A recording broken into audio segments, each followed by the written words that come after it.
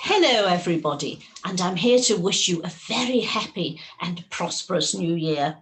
Let's build on the success we've made of this country over the last year. Sorry, I seem to be reading from last year's script. Let's start again. I still wish you all the best for this year to come, as we're reaching a year filled with chaos and misery, a year when a virus rampaged, a year of conflicting advice and appalling behaviour from those who should know better. Are you listening, Mr. Cummings? A year when contracts for systems and for vital equipment went to incompetent cronies of my government instead of to people who actually knew what they were doing.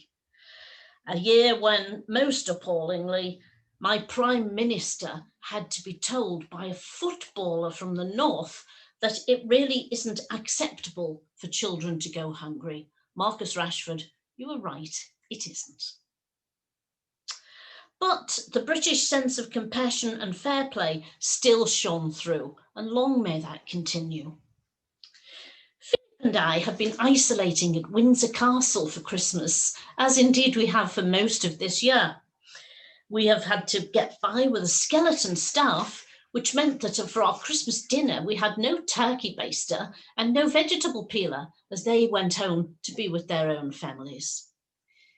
It's also meant, because we were isolating, that we couldn't see our own family. So every cloud has a silver lining, I suppose. It made me think of Christmases past, and especially of the music we enjoyed, or endured.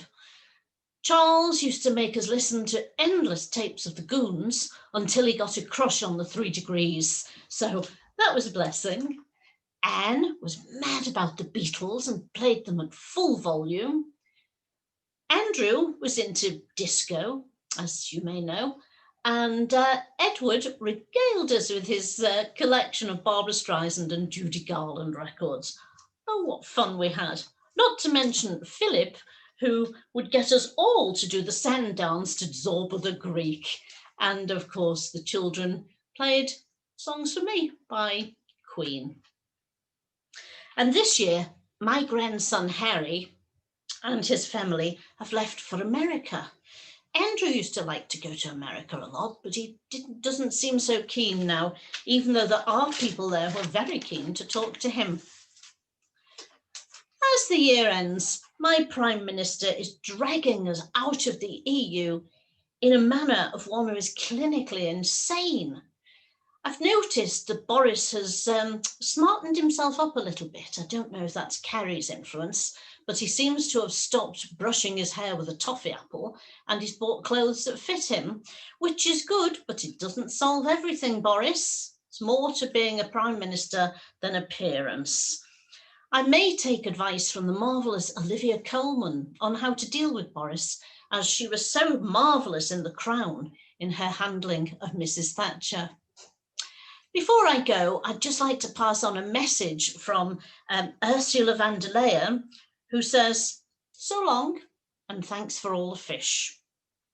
So long from me too, and may you have a better 2021 and keep being kind to each other. Thank you for listening. Toodaloo.